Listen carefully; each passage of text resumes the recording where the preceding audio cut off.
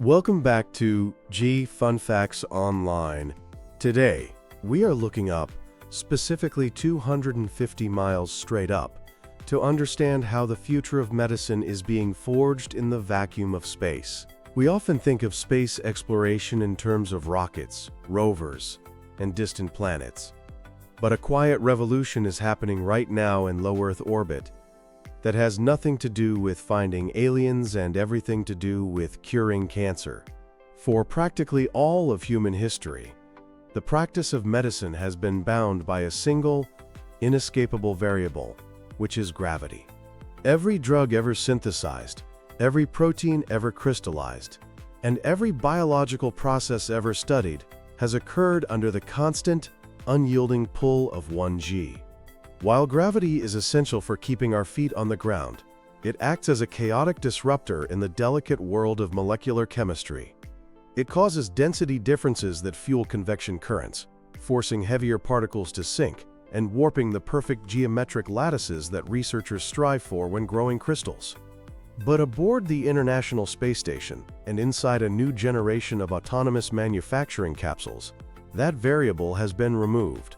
This is the story of crystals in orbit.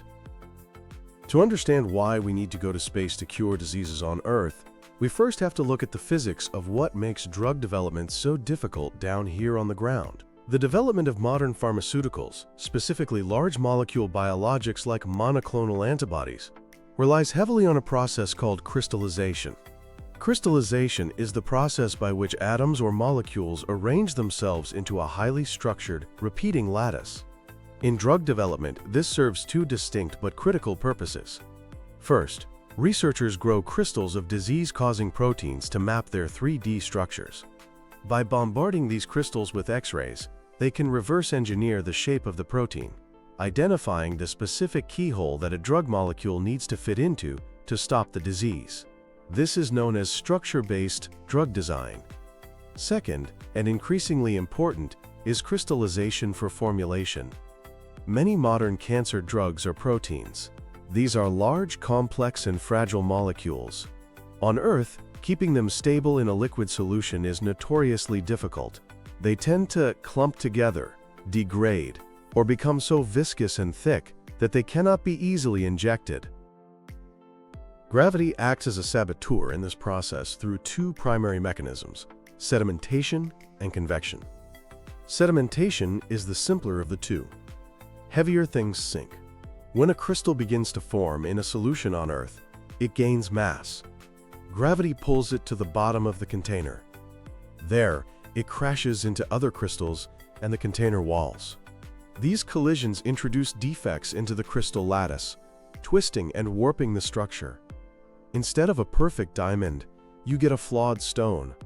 The second mechanism, convection, is more subtle but equally destructive. As crystals grow, they absorb material from the surrounding liquid. This changes the density of the liquid immediately around the crystal. On Earth, lighter, less dense fluid rises, and heavier, denser fluid sinks. This creates turbulent convection currents, which are essentially invisible rivers of fluid motion that wash over the growing crystal. These currents bring an uneven supply of molecules to the crystal surface, causing it to grow irregularly. However, in the microgravity environment of orbit, these forces vanish. There is no up for heat to rise to, and no down for crystals to sink toward. The fluid becomes perfectly still, entering a state known as quiescence. In this stillness, crystals grow solely through diffusion, meaning molecules slowly and evenly drift into place. The result is a crystal of unrivaled purity, size, and uniformity. The theoretical benefits of microgravity have been known for decades, but the killer app for space medicine emerged through the work of Merck and their blockbuster cancer drug Keytruda. Keytruda is a type of immunotherapy known as a monoclonal antibody. It works by blocking a protective mechanism that cancer cells use to hide from the immune system, effectively unmasking the tumor so the body can attack it. It has been a miracle drug for patients with melanoma, lung cancer, and head and neck cancers. However, like many biologics, Keytruda is a large, cumbersome molecule. On Earth, it is difficult to formulate it into a high-concentration liquid. If you try to pack too many Keytruda molecules into a small volume of liquid, the solution becomes like honey. It is simply too thick to push through a standard syringe. Because of this, patients currently receive Keytruda via intravenous infusion or IV. This requires traveling to a clinic, sitting in a chair, and being hooked up to a drip for 30 to 60 minutes, often every few weeks. For a cancer patient already dealing with fatigue and illness, this is a significant burden on their quality of life. Merck took this problem to the International Space Station to see if microgravity could offer a solution. In a series of experiments, they sent Keytruda samples to the ISS to undergo crystallization in space. The results were stunning. While the Earth-grown control samples resulted in a heterogeneous bimodal distribution, which is a fancy way of saying a messy mix of clear crystals and amorphous clumps of varying sizes, ranging from 13 to 102 microns. The space-grown crystals were fundamentally different. They were uniform, smooth, and tightly ordered, with a consistent size of roughly 39 microns. This matters because a suspension of uniform crystals flows like water, whereas a messy mixture flows like sludge. The data from the ISS proved that it is possible to create a crystalline suspension of Keytruda that is highly concentrated yet low in viscosity. This unlocked the holy grail of drug delivery, which is subcutaneous injection. Instead of an hour-long IV drip, the drug could potentially be reformulated to be administered via a quick jab in the arm or leg, perhaps even self-administered at home. Merck is now using the data gathered from these space flights to refine their manufacturing processes on Earth, mimicking the effects of microgravity where possible. But the foundational knowledge that made this transition possible came directly from orbit. For millions of patients, this research points toward a future where cancer treatment disrupts their day no more than a flu shot. While Keytruda represents a triumph of formulation, microgravity is also solving the puzzle of discovery. For years, the KRAS protein was considered the Death Star of cancer targets. Mutations in the KRAS gene drive a huge percentage of the most aggressive cancers, including pancreatic, lung, and colorectal cancers. For decades, researchers tried to design a drug that could latch onto the KRAS protein and shut it down, but they failed. The protein was too smooth. It had no deep pockets or crevices where a drug molecule could anchor itself. To find a foothold, scientists needed an incredibly high-resolution map of the protein's structure, down to the individual atom. They needed perfect crystals to perform X-ray and neutron crystallography. But on Earth, KRAS proteins formed small, low-quality crystals that yielded blurry maps. Researchers at the Frederick National Laboratory for Cancer Research sent KRAS proteins to the ISS to solve this. In the quiescent environment of space, the proteins formed larger, higher-quality crystals than ever achieved on the ground. When brought back and analyzed, these crystals provided a higher-resolution structural map, revealing new pockets on the protein's surface that were previously invisible. This structural data is currently being used to design new inhibitors that can chemically lock the KRAS protein in an inactive state, effectively turning off the signal that tells cancer cells to multiply. By using the vacuum of space to improve our vision, we are finding vulnerabilities in cancer that were hidden by gravity. For a long time, space research was the domain of government agencies like NASA, JAXA, and the ESA. It was slow, expensive, and limited by the schedule of the space shuttle or the rotation of ISS crews. But the commercialization of space is changing the dynamic from a science experiment to a supply chain. This is where Varda Space Industries comes in. Founded by former SpaceX engineers and venture capitalists, Varda is not interested in building a space station for humans. They are building uncrewed, autonomous factories. Varda's concept is elegant in its simplicity. They launch a small capsule containing a robotic lab, orbit for a few weeks to grow crystals, and then drop the capsule back to Earth. No astronauts, no life support systems, just pure manufacturing. In February 2024, Varda's mission, Winnebago 1 successfully returned to Earth, landing in the Utah desert.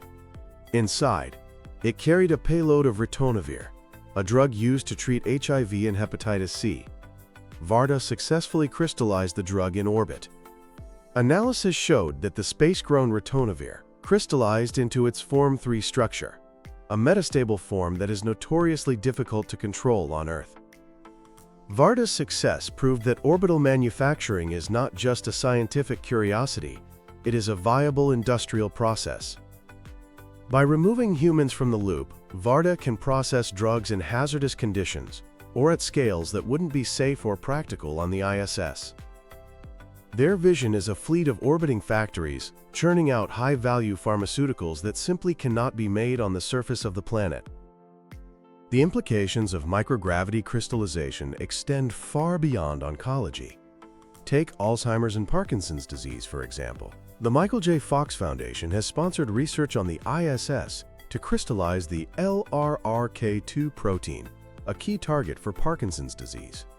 Like KRAS, LRRK2 is large and difficult to map. Space-grown crystals are helping scientists understand its structure to develop inhibitors.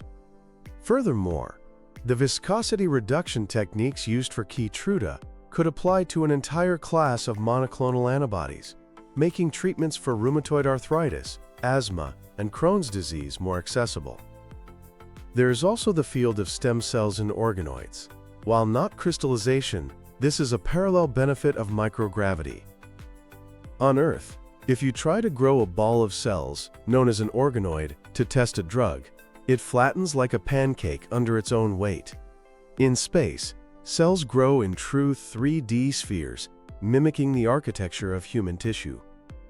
This allows researchers to test cancer drugs on mini-tumors in space that react much more like real tumors than the flat cell cultures used in Earth labs. Of course, the skeptics' argument has always been cost.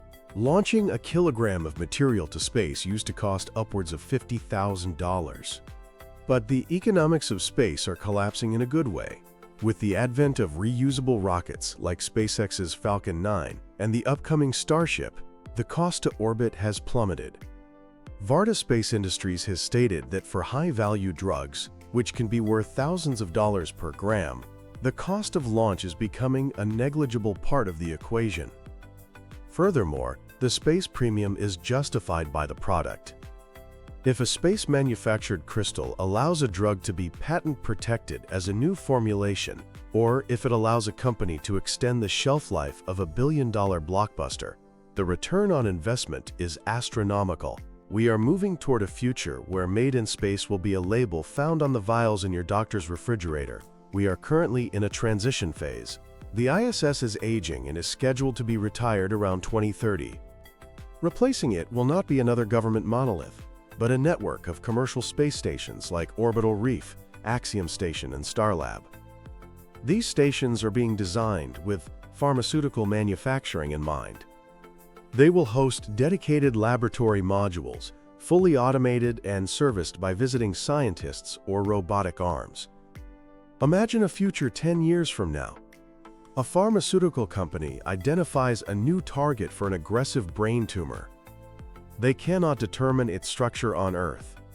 They upload the protein sequence to a cloud lab, which prints the protein and loads it into a Varda capsule. The capsule launches on a rideshare rocket, spends 2 weeks in the silent, gravity-free void growing perfect crystals, and re-enters the atmosphere, parachuting into a recovery zone. Within days, the crystals are under an X-ray beam, the structure is solved, and the drug design begins. Or perhaps, a patient with metastatic melanoma goes to their local pharmacy.